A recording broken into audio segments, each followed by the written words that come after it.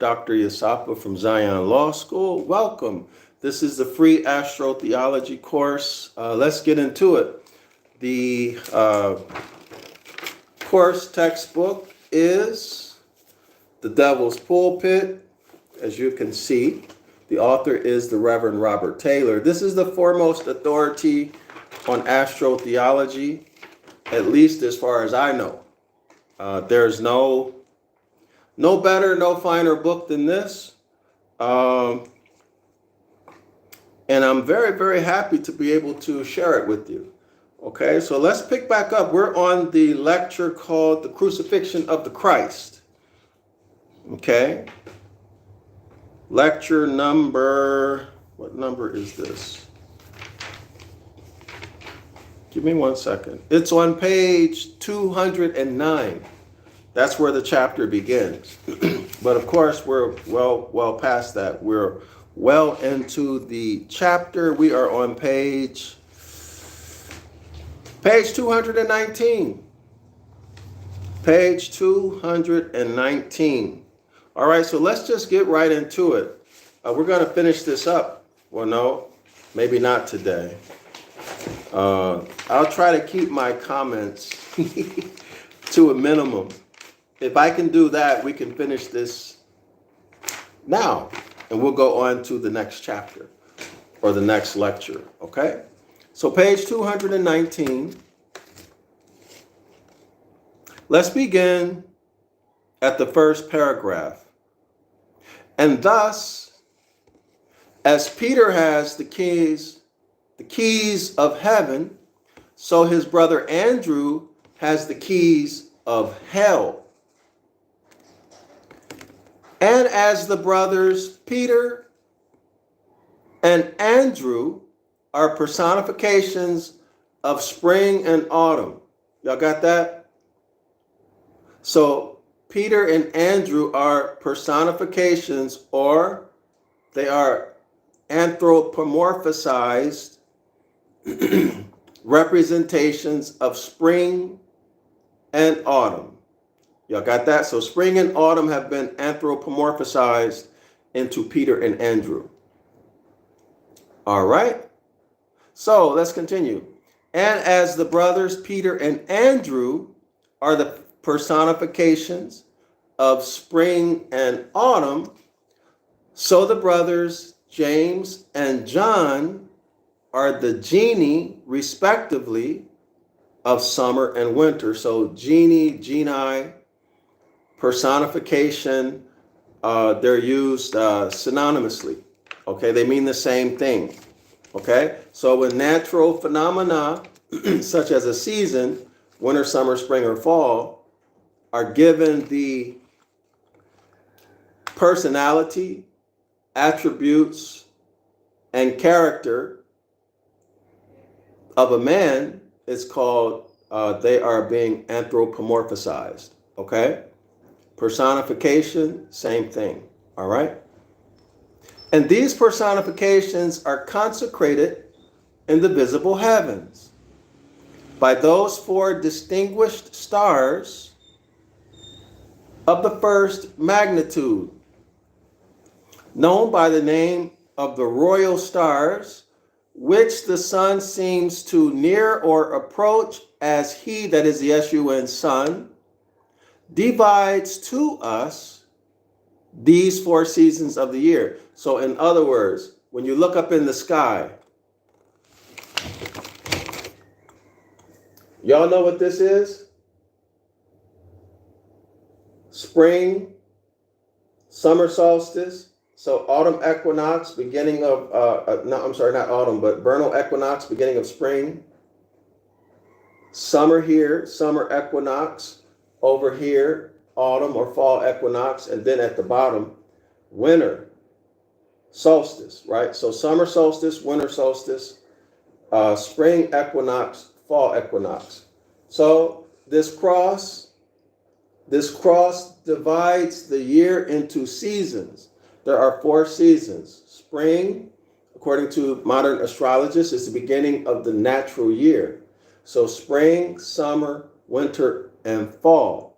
So at the beginning of each season, you will see one of the royal stars, which are Aldebaran, the bullseye, in April. Okay, in April. So January, February, March 21, that's the beginning of spring, and then April, you'll see the star Aldebaran as the sun is moving from at the beginning of spring in March, and then going into April. Look in the sky, you'll see the consecration. You'll see Aldebaran, the bullseye, right? The bullseye, Taurus. And then Regulus, that's the lion, or the lion's heart of July. Okay, so Leo the lion. So you'll see the royal star called Regulus when the sun is in July, so summer, right? What's July? The hottest part of the year.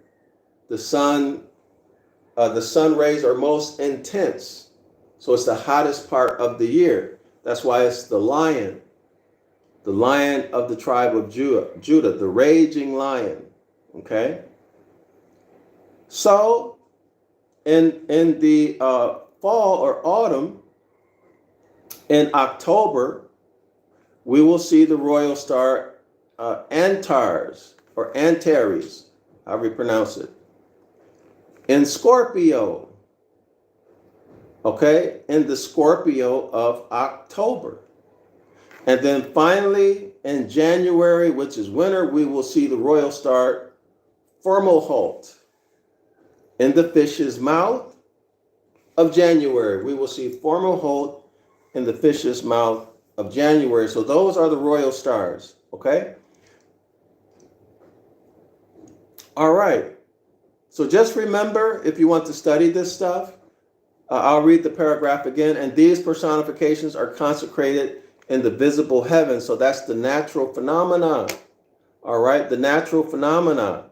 And the remix, of course, the remix is Peter being the spring, Andrew being the fall. Remember, Andrew is, St. Andrew is Michael the Archangel, who is also the Moor, Simon the Cyrenian.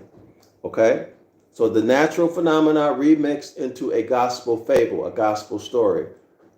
The personification into these apostles, the seasons are. Okay? Now let's continue. That it is the vernal crucifixion or crossing of the equator. So vernal is the spring equinox, okay? That it is the vernal crucifixion or crossing of the equator by the sun sun, which he refers to or points to the sun, when the sun enters into the sign of Aries, Aries the ram, right? As he is again the sun, does on the 21st of March, that's every year.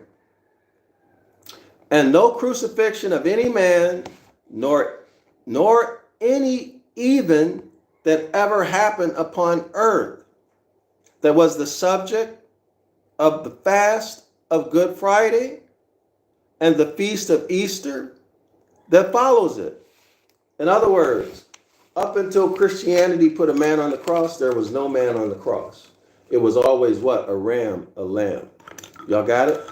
Always throughout history, it was just a ram.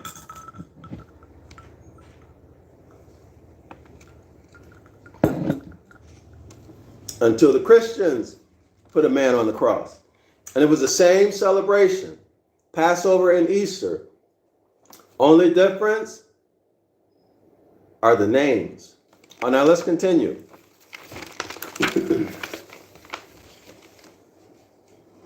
All right. Okay. Nor any even that ever happened upon the earth. There was never a man crucified on that when the sun passed over the celestial equator on March 21. Okay? That was the subject of the fast of Good Friday. So fast of Good Friday, that's happening on what the spring equinox, and the feast of Easter, also the spring equinox. And it continues, that it follows is demonstrated in the historical fact that this fast and feast have been religiously observed in the spring of the year in every country of the world, in every era of time, of which a record of any sort has descended to our own. So in other words, every country, when you look at all the records, every country on the planet were celebrating the vernal or spring equinox. They were all doing it. But there was no man ever on that cross until the Christians put a man on the cross. This is what the author is saying. Now let's continue.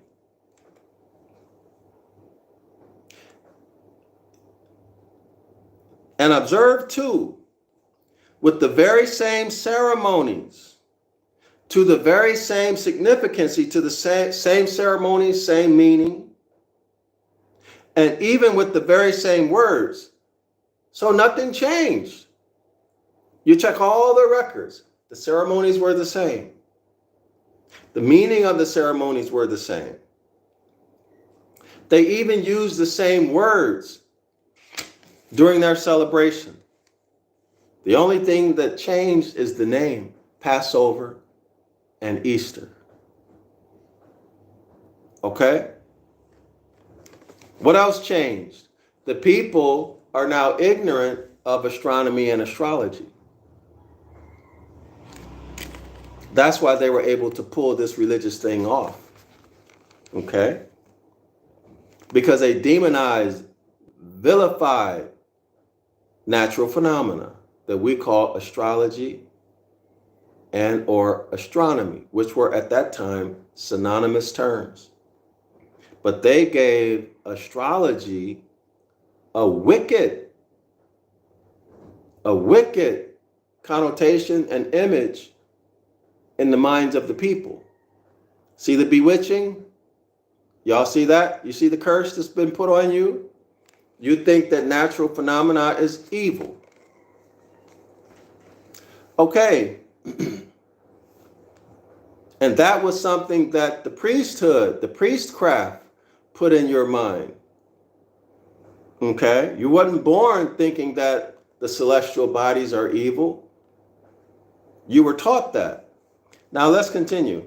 And observe too, with the very same ceremonies, to the very same significance, and even with the same words, they celebrated Easter and Passover. No difference. From the beginning of when records were kept up until the Christians put a man on the cross.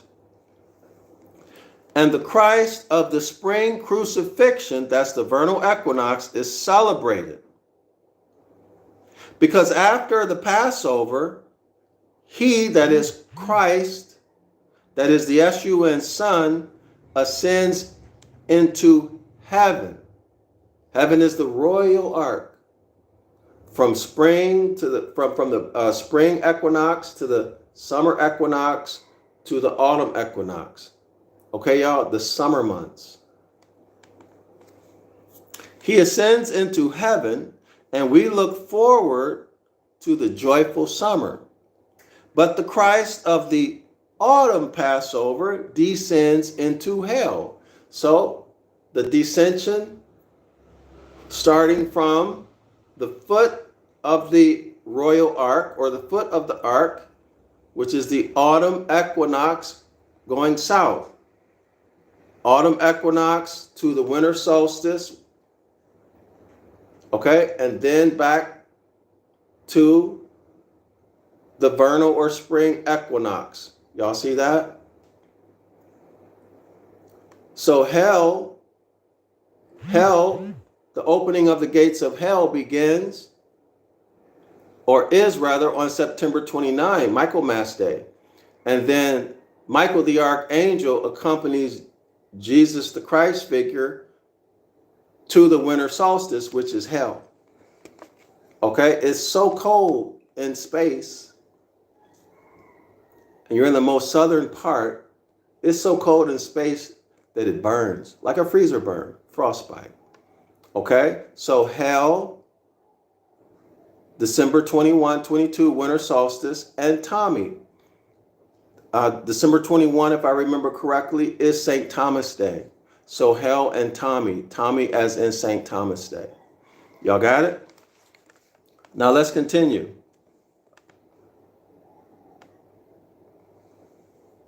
Let me find my place again. And we must prepare for the gloomy winter. Okay, so when we get to September 29, it's already cold, right? It's already dark. The daylight hours are getting shorter and it's getting cold. So we move into September 29, we move into October, right? That's the sign. That's the sign that winter is coming. That's the adverse sign. Okay, y'all? The adverse sign that winter is coming. It's going to be freezing cold.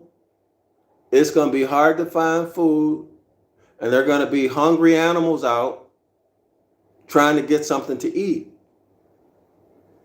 Clear?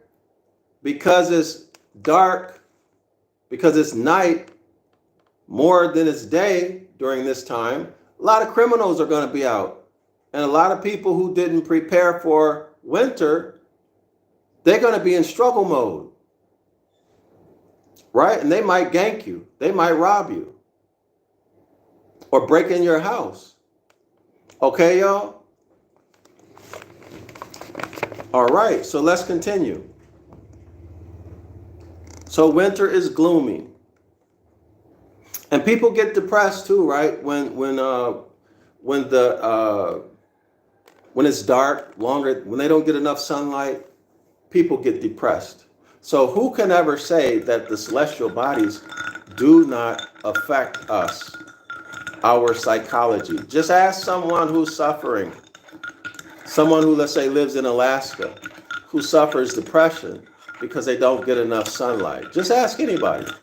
They'll tell you that the celestial bodies do, in fact, affect you.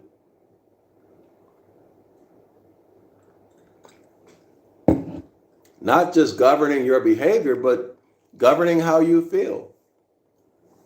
Okay, if you had more sunlight, you wouldn't be depressed. Y'all see it? So you've been bewitched and you've been lied to. There's nothing evil about any planet or any star. Radical's right. Brother, hope you are well. Thank you for breaking it down for us. It's my pleasure, Radicals. It's my pleasure. Absolute pleasure. Okay, next paragraph. 388 years before the date of the pretended birth of a man called Jesus Christ, pretended as in fairy tale, as in mythology, as in the Gospels. Oh, by the way, y'all, do an anagram on the Gospels. Do an anagram on the Gospel. And then look up all the words that you get. Pay special attention to splash. It's splash and then there's another smear. Splash and smear. And tell me what y'all find. Tell me if you see it. Okay? Tell me if you see it.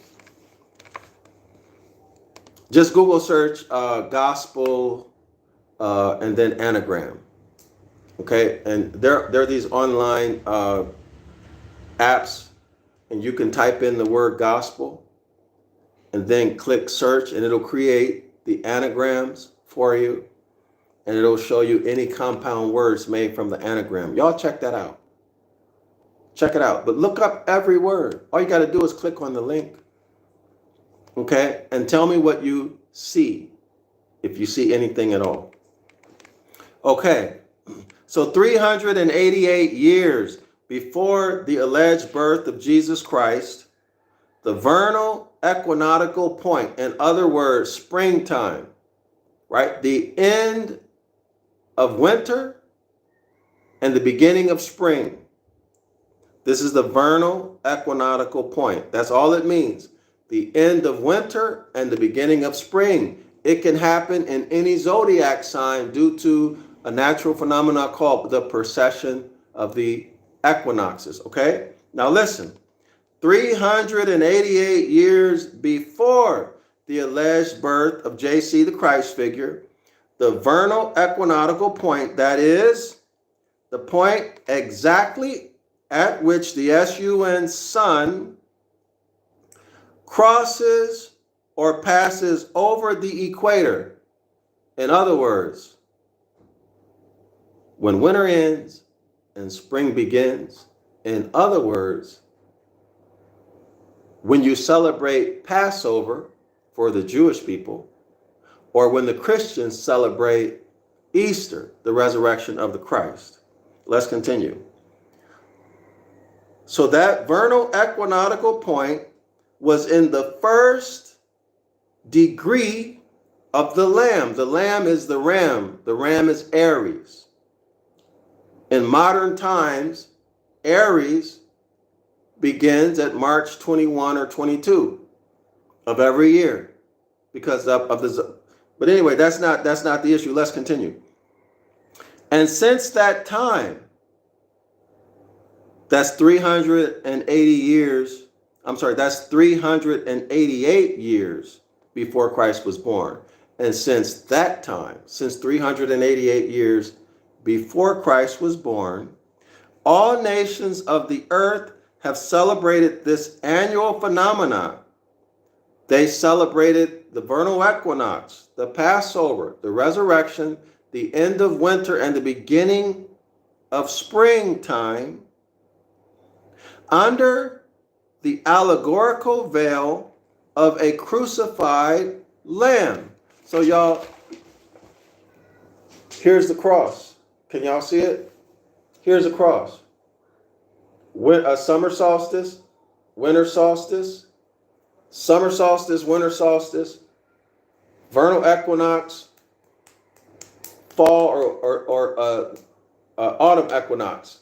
So here's a cross, and then over here, a ram or a lamb. Y'all see that?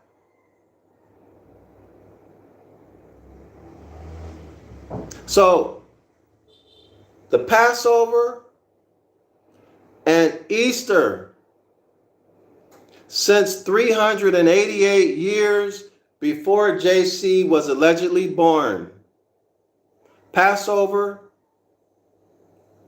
and Easter were represented with the cross, spring, summer, right? Fall and winter. And a lamb right there. Y'all got it? All, not one, not two, not three, not a few. All nations. And the nations, scholars, are not the nation states that you see today. The nation states that you see today are new. They're not ancient. A nation is a bloodline, a family, an extended family attached to a land mass by land grant from the Most High. They share a common heritage. They live according to common principles. And they interact with other families, with other bloodlines by treaty. And they govern the activities amongst themselves through documents called constitutions. Y'all see it? Constitutions or covenants. contracts, all right? Trust agreements, whatever. Everybody see that? This is what the author is talking about. He's not talking about the nation states that you see today. These are corporations that have been set up by the Catholic Church through unum sanctum, okay? Through the Sesicute Trust, Secret Treaty of Verona. These nation states are governed by corporate policy. Corporate policy, having their origin in the Judeo-Christian doctrine, religious doctrine, which is maritime admiralty law. Okay, y'all? And the Pope's power, his policies are represented by the Holy See. SEE. And the deity that's worshipped, the deity that they honor and revere is Oannes and the Dogon, the half fish, half man. That's the world of the dead. That's the Raphaim, right? The metamorphosized giants. Okay, so the Nephilim and their offspring, the Raphaim, when they expire in the flesh, they metamorphosize into what today we would call a mermaid, Oannes, the Dogon. And you see the worshipful honor, the reverence by the Pope, who wears what's called a mitre, which is a hat that represents a fish head. And you'll see certain Hebrew Israelite groups, churches, they wear a small mitre, or mitre they call it, wrapped around their head, which is in the shape of a fish mouth. And they don't hide it. They call it a mitre. Mitre is a mitre.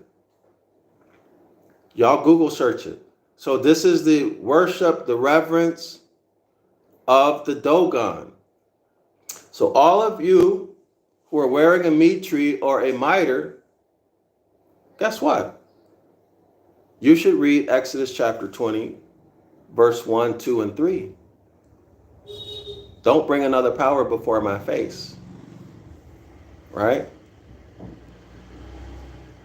Y'all Google search the Pope and the mitre or the mitre. You'll see what I'm talking about. I also posted, I think I've done videos on the mitre. Okay, anyway, let's continue. So if you are doing that, you should give it put some research into it and thought. All right? As to whether or not you want to continue doing that. Anyway, let's continue. And since that time, that is 388 years before JC the Christ figure was allegedly born, all of the nations of the earth have celebrated this annual phenomena, this annual natural phenomena under the allegorical veil of a crucified lamb.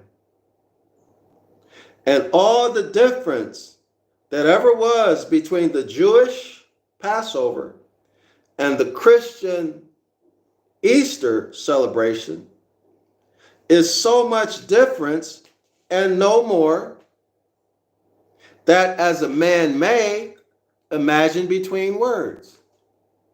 So there's no difference, right? The only difference are the words that they're calling it. The crossover and Passover. So Easter and the Passover. There's no difference. Same ceremony throughout all of the nations, the ancient nations, the families, the bloodlines, the kinfolk, all celebrated that natural phenomena. There was no difference. None whatsoever.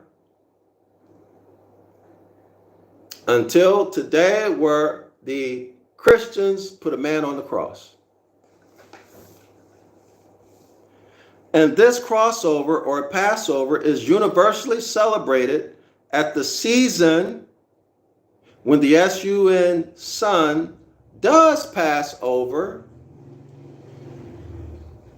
and the sun sun does or did for many ages pass over or cross the line. What line? The celestial equator. What's the celestial equator? The celestial equator is a projection outward into space of Earth's equator. What's Earth's equator? Well, it's an imaginary line that divides the globe of the Earth in half. Okay, that divides the globe of the Earth in half. Now, I'm not a flat earther or a globe earth. That's not what I'm trying to get into. My point is that the equator is an imaginary line that's projected out into space, and that projection is called the celestial equator. It marks 0 degrees. Okay, so 0 degrees. What happens at 0 degrees? The sun will, let's say this is the surface of the Earth. The sun twice a year will be at a 90-degree angle. Y'all see that? The area here, a 90-degree angle. If you are standing here on the equator, anywhere on the globe at 0 degrees, twice a year, the sun would be directly over your head. If you look up, the sun would be right above your head like this twice a year. Okay, y'all? That's what the author is talking about. So where are we? I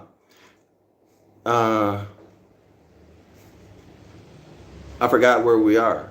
So anyway, and this crossover or Passover is universally celebrated at that season when the sun sun does pass over, and the sun does or did for many ages, many zodiacal ages, pass over or cross the line. What line?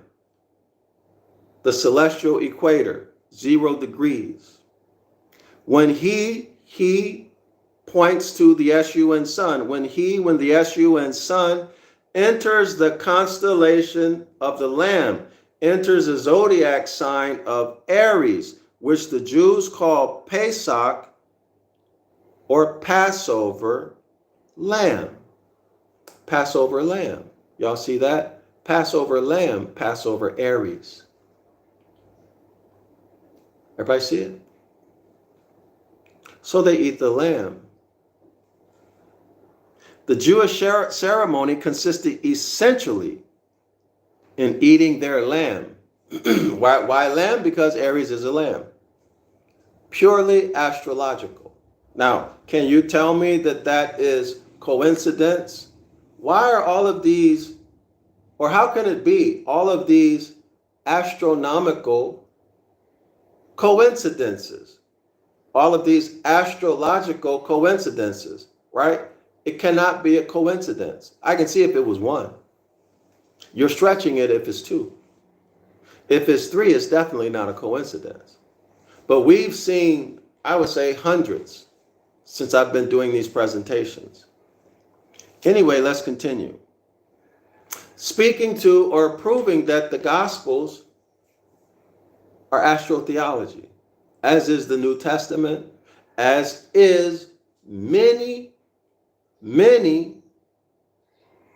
of the verses in the Old Testament. And it ain't nothing wrong with that. What's wrong with it is when you don't want to acknowledge the truth. When you don't want to acknowledge the facts. Now there's something wrong with it. But it's wrong in your life. Nobody else's. See, anytime someone can't handle the truth,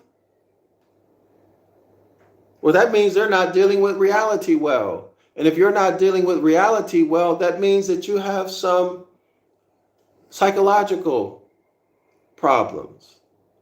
Y'all see it? But it's normal to undergo cognitive dissonance. But at some point, you got to come out of it. You have to accept the truth.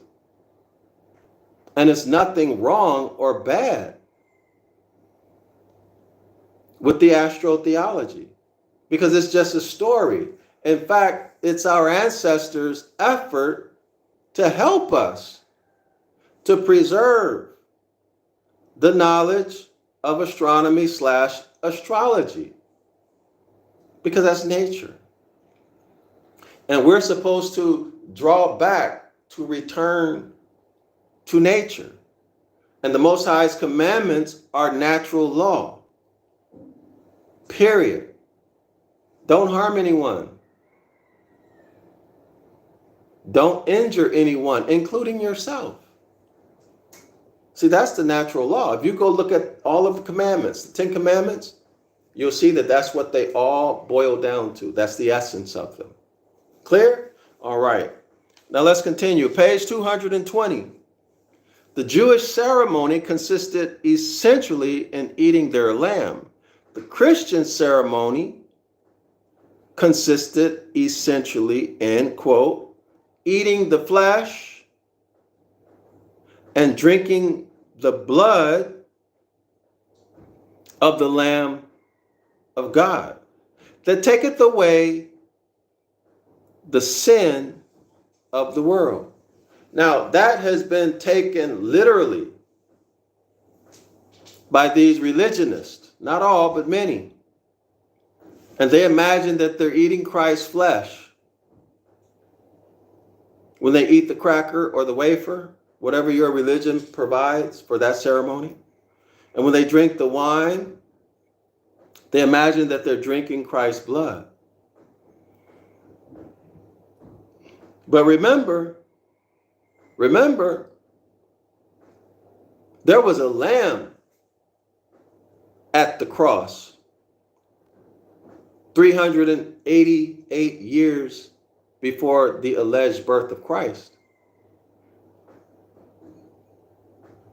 Y'all see it? So if you follow that story, they're eating the flesh and drinking the blood of the Lamb of God. But when you flush this out, the astrological solution to this is that they're eating the flesh of the grapes during the harvest, the ripe, sweet grapes. They're eating the flesh of the grapes and drinking the blood of the grapes. Has nothing to do with eating meat. It has nothing to do with cannibalism. Okay? It's you enjoying your birthright that Mama Earth hands you in a geometrical abundance, in a superabundance. Here are the sweet grapes. I had some grapes. I wish I could, they're out of season now, but they are so sweet and delicious. They taste like candy, y'all. They taste like candy. Okay? But Mother Earth, Mama Earth gives forth her superabundance of fruit and vegetable. And we eat the flesh. And we drink the juice. Okay, but in this instance, it is the flesh of the grapes and the blood of the grapes that we make grape juice and we make wine from. Y'all got it? Clear? But the hybrids, being animalistic as they are, genetically half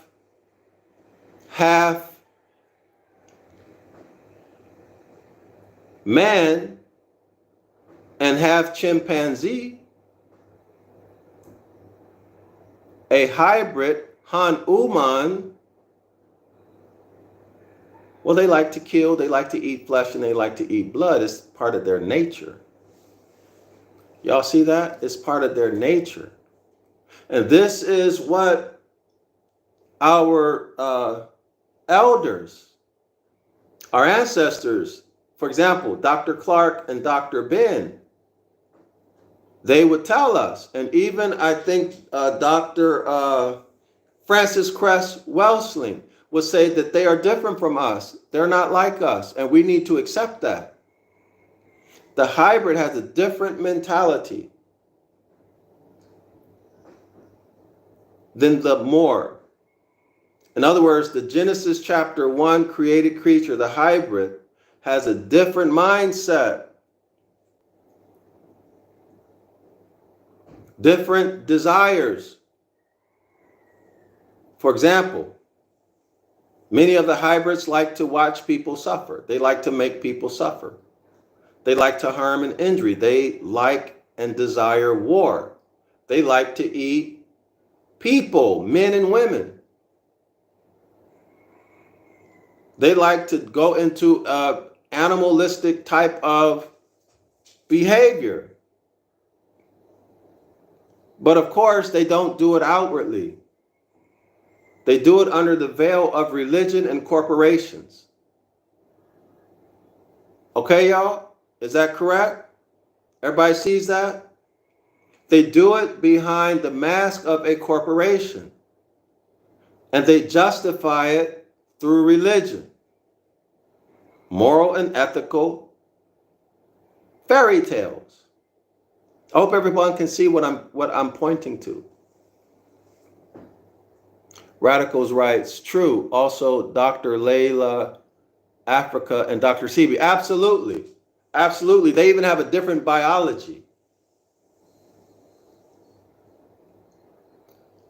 But that's what we need to get through our thick heads. And we'd be better off, right? Just by acknowledging that. Just by acknowledging it. Because when you acknowledge it, you'll make different decisions. You won't be so trusting. They can come out with a crisp $5,000, $15,000, $50,000 crisply pressed suit or a white lab coat, present themselves or be presented as being an expert in this and an expert in that. But if you understand who they are, then you're not going to listen to anything they have to say because you know the nature. You know the nature of that being, right? Which is a liar and a deceiver, a devil. Not a spiritual like devil with a pitchfork, no, a deceiver, a Han-Uman, warmonger. Okay? I don't care if you have on a white coat and $100,000 suit. If they got you on CNN, MSNBC, they're giving you all this media visibility, I could care less because I can look at you and I can tell who you are. What you are publicly known to be, even though I never met you personally. But I know what that bloodline represents and what your corporations represent. I know your history of deceit and deception. So I ain't trying to hear anything you got to say. Period. Now, are there some good ones? Yes. But it's like, who was it? Was it Muhammad Ali or Malcolm X? That said, if I'm in my house and there's 10,000 snakes or whatever, they're trying to get in my house, am I going to let you in because there's maybe 1,000 who want to help me, but there's 10,000 who want to kill me? Y'all see the point?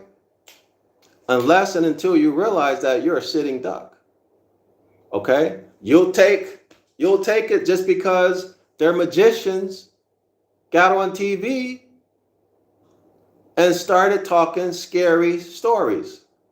And so you take it. Y'all know what I'm talking about. So you took it. Only to find out later that the global population is declining, and it's not due to natural causes. It's due to causes that are related to this. And now you're scared if you're next, or if your kinfolk or heirs are next. Why? Because you listen to known or publicly known liars. who have been genociding you and yours for ages. Why did you do it? Because of your religious mindset, right? You were taught in Christianity that, quote unquote, God put the governments in place, right? It's God who put these governments in place so that they can make sure that everything is right on earth. And if you don't do what the governments tell you to do, then you're against God. Isn't that what the scripture in the Gospels tell you? So almost all of our people have this in their mind. So what is that? You're under a spell. You're going to give full faith and credit to these institutions and publicly known liars, deceivers, KILLERS, birthright thieves, because you're afraid that if you don't, you're going against God. Now that's right smack there in your New Testament. And worse, it says that anybody who is afraid of these governments, that would include their policies, are criminals. In other words, unless you are doing something bad, you have nothing to be afraid of. Well, go ask one of my people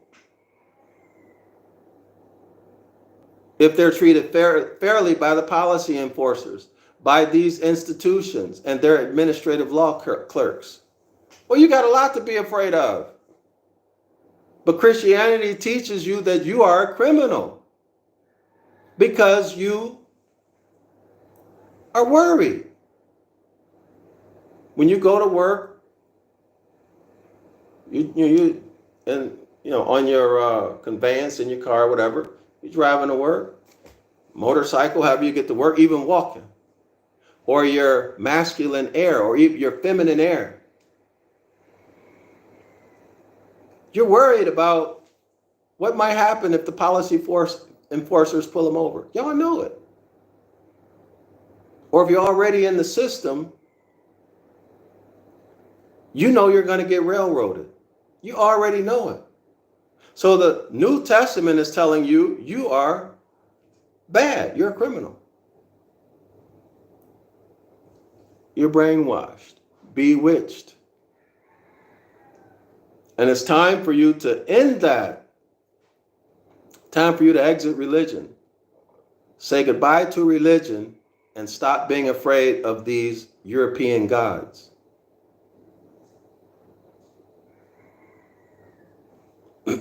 Let's continue.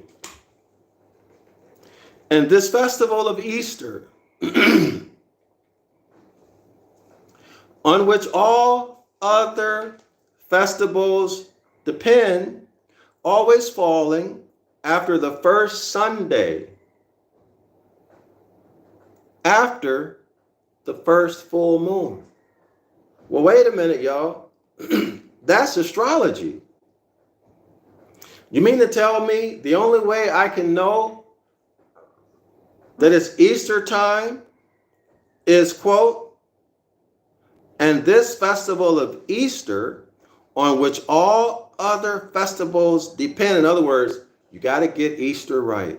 Because if you don't get Easter right, you won't celebrate you won't know the dates of the other festivals.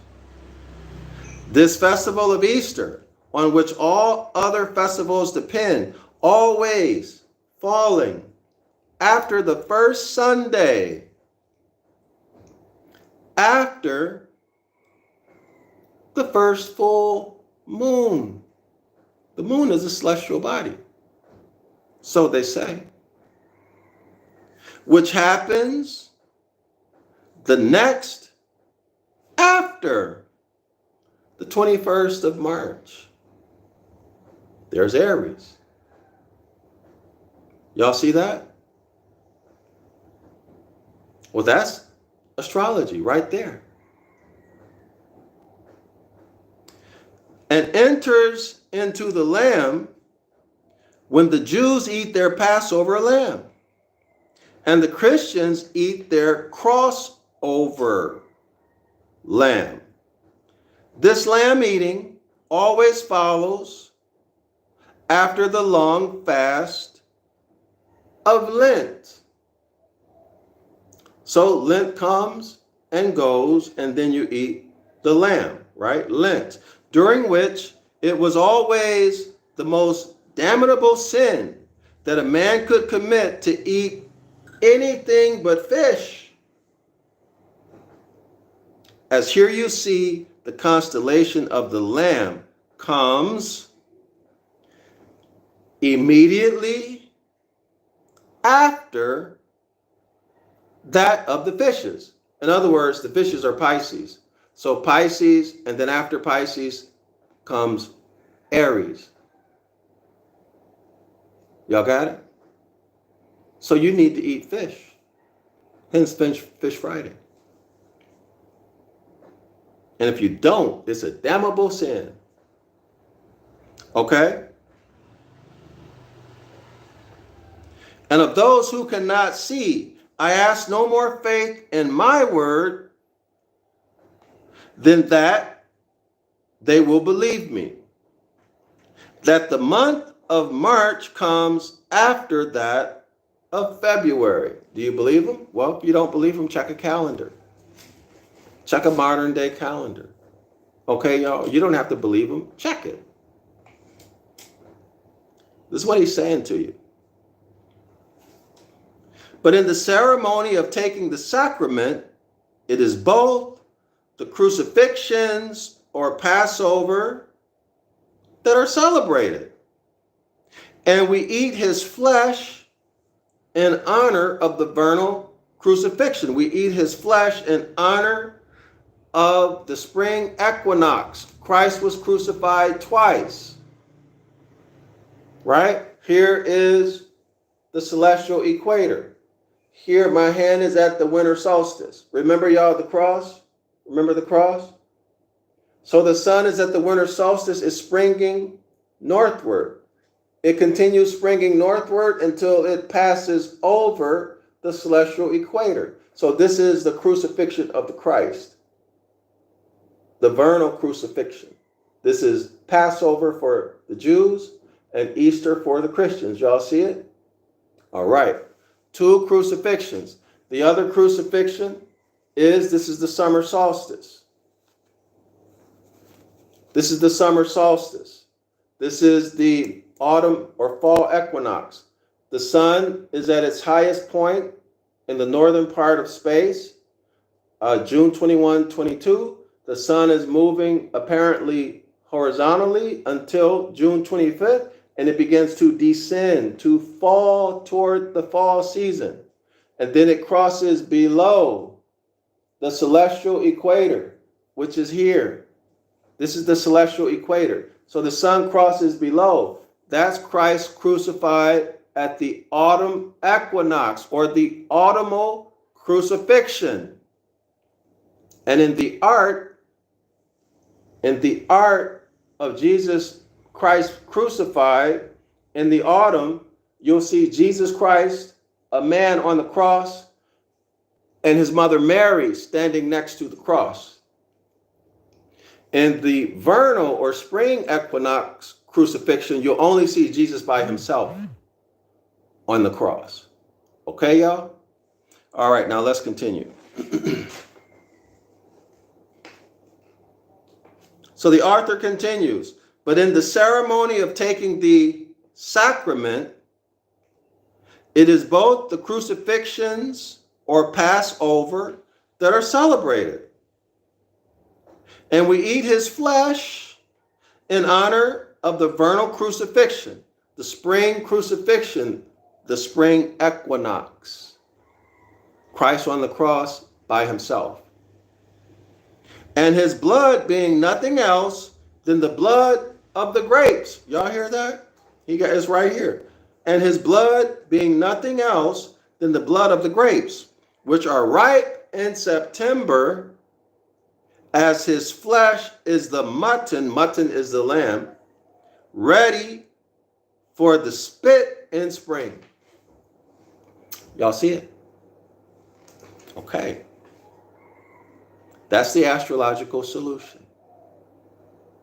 Thus, as to preach the gospel is declared by the speaker in the gospel to be the same thing as, quote, to preach the acceptable year of the Lord, end quote. To preach the gospel is to preach the acceptable year of the Lord, end quote. So, quote, the doctrine of the cross, end quote. That is, or which means the science of it is none other than the science of astronomy. And here's your cross. Here's your cross. Summer solstice, winter solstice, the solstitial line. And then the vernal or spring equinox, the autumn or fall equinox. Here's your cross. Okay, y'all see that? The cross. All right. So winter, spring, summer, and fall. Clear? And these points are personified by the apostles Peter and Andrew, James and John.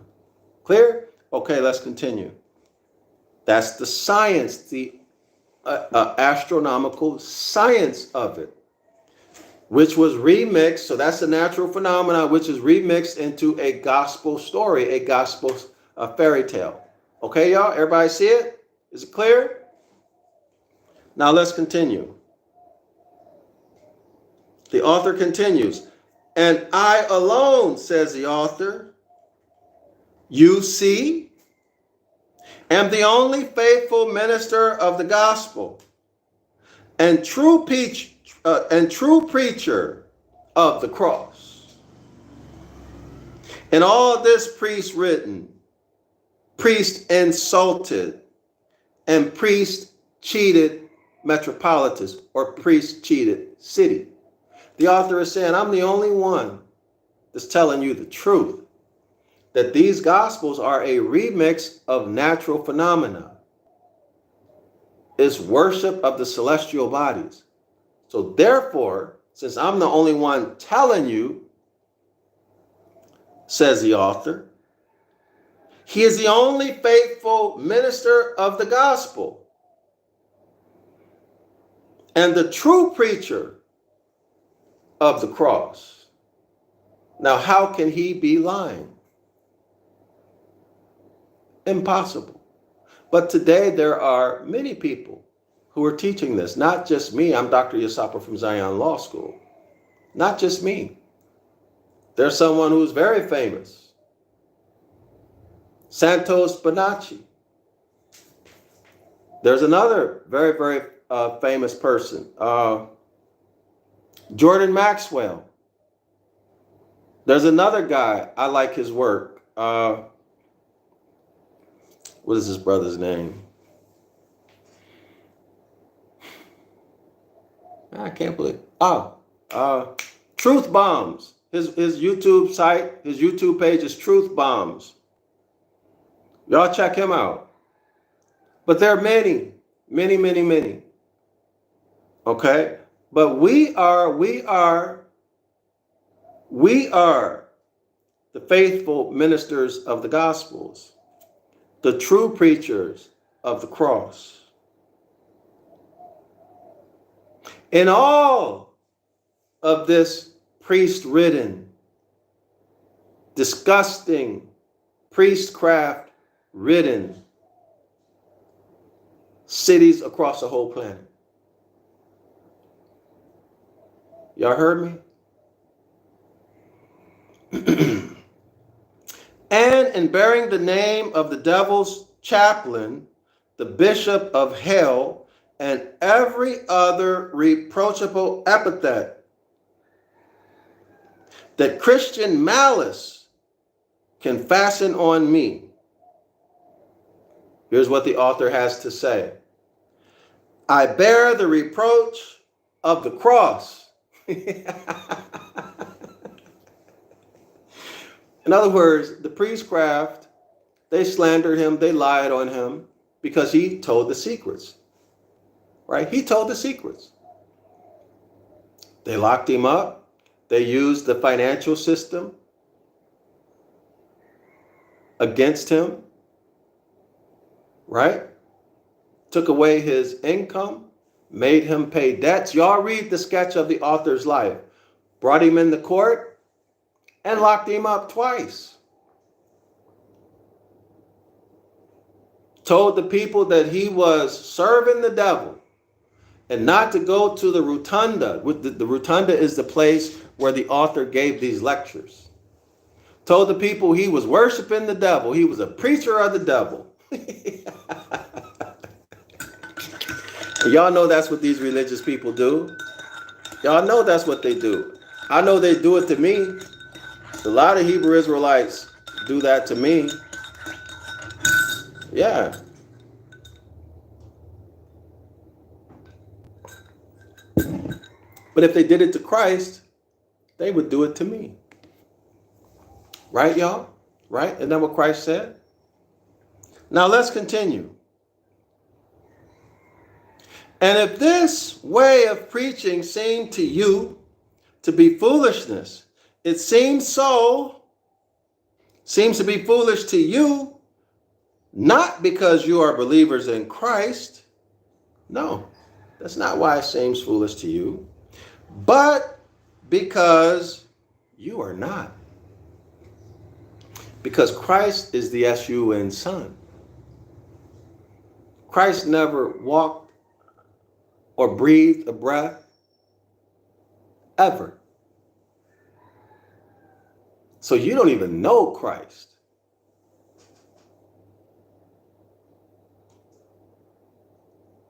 You don't even much know who you is. Walking around talking about you black or Spanish or Latino or whatever byword. Anything other than a Moor. Genesis chapter 2, verse 7. The man was sprung from the soil. That means he's autochthonous. Sprung from the soil. Sprung from the land. The man is thought made manifest from the land. Look up land in your Black's Law Dictionary or other, and you will see that land means Moors. M-O-O-R. So that your nationality is land.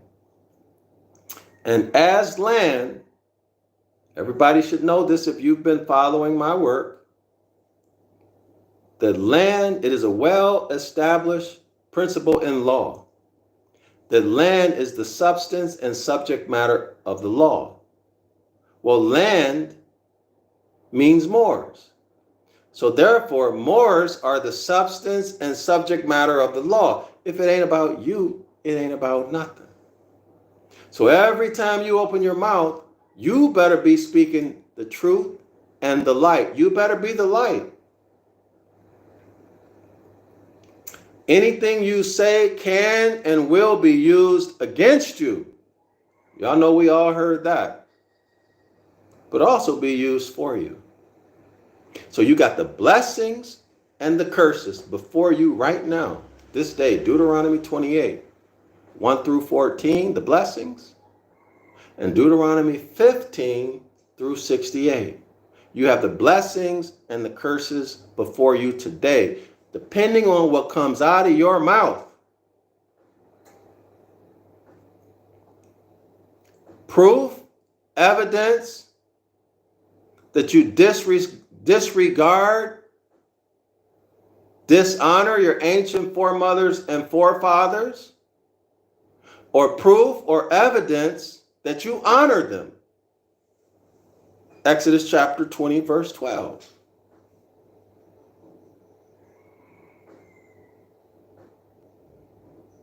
And the behavior follows the thought. And the thought reinforces the behavior, and the behavior reinforces the thought. See, now we're standing at the door of cosmic habit force that enables you to rhythmically polarize at any point at any point, at any degree between the Christ and Satan the devil, between the higher self and the lower self. Okay? You can resurrect yourself. You can transmute. You can transmute. You can become an alchemist. Change your character from being base metal to gold. And then you can rhythmically polarize in the higher self. Okay? You become the Christ. Let's continue, y'all.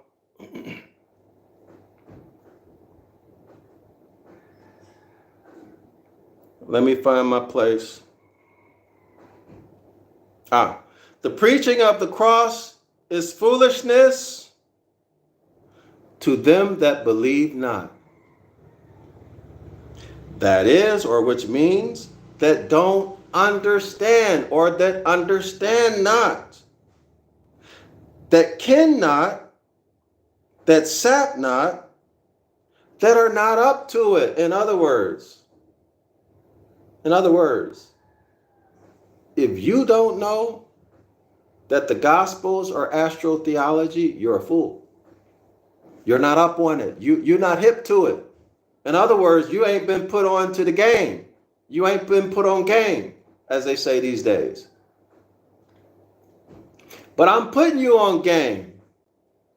All of this information, y'all, that I'm presenting, all of the information in the devil's pulpit, this information, according to the author, was only given to men who were selected to get the highest degrees of Freemasonry, Noble Grand, Alt-Top, and Royal Arc degrees. Having been selected to get this knowledge, the astral theology knowledge, they become perfect men. Christ was a perfect man.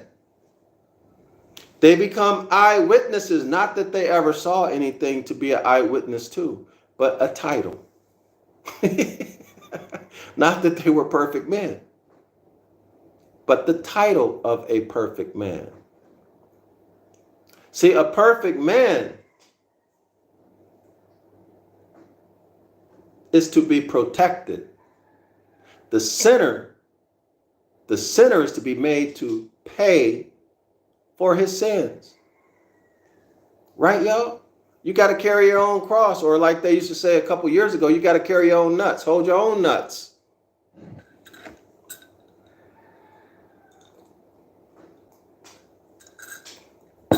Okay? But what happens to the Moors? Just like Simon the Cyrenian, you get grabbed up by the hybrid and forced to bear the cross of somebody else.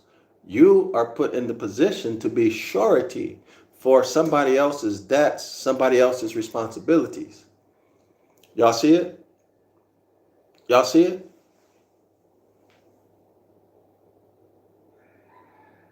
So all of you blacks, Negroes, all of you, Genesis chapter 2, verse 7, men and women, who are saying you're anything other than what your nationality is, which is a Moor, you're a stateless person. A stateless person. Okay, that all caps name, y'all know what I'm talking about.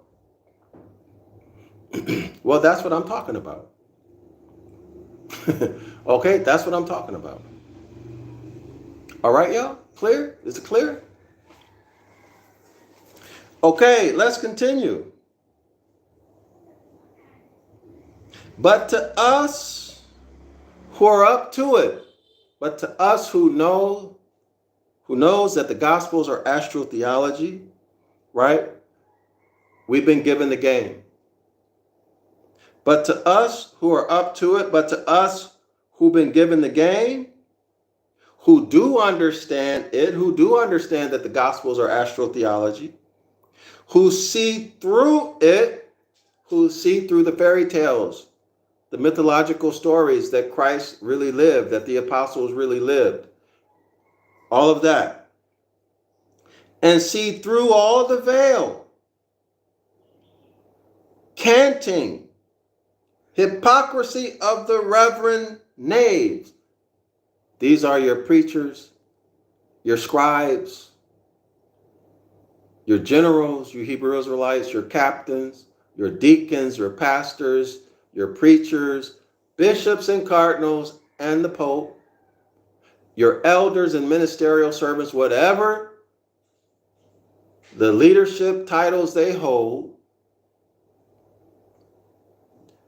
they are hypocrites and knaves, unprincipled men and women, who would hinder you from seeing through it. In other words, they're going to stop you. They're going to stop you. They're going to do everything they can to stop you from studying astrotheology. They didn't call Dr. Yasapa an antichrist, or they call me something else to scare you. Okay?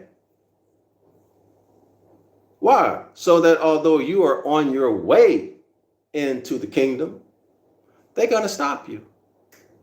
And they themselves are not getting in. Y'all know that verse I'm talking about. Anyway, let's continue.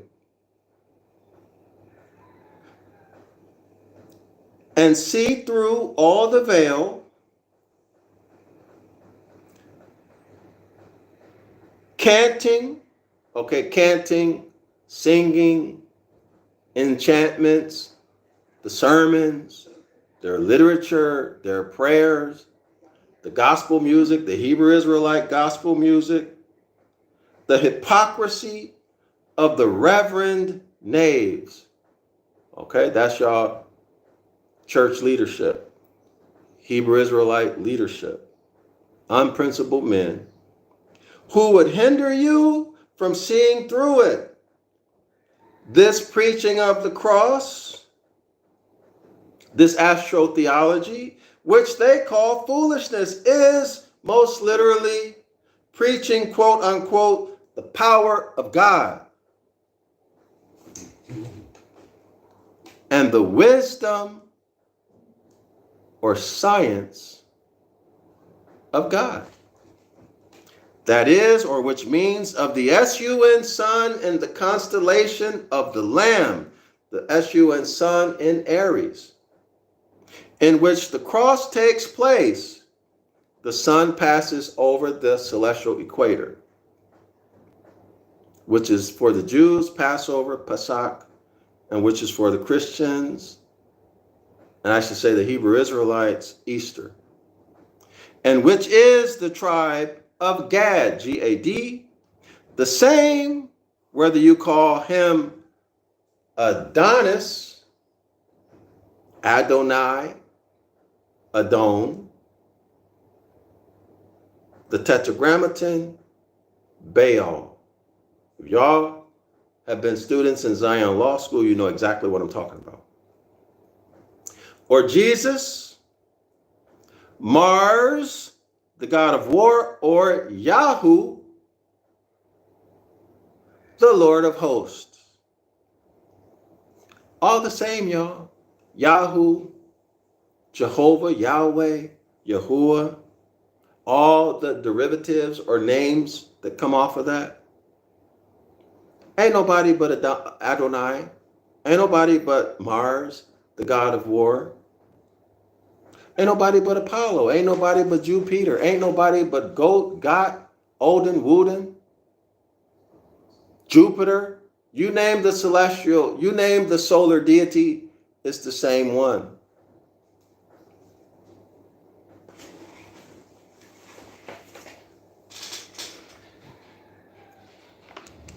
Wow, I can't believe what time it is. All right, y'all, I gotta go. Islam to all the Moors. Thank y'all for spending your time with me. Thanks, everybody.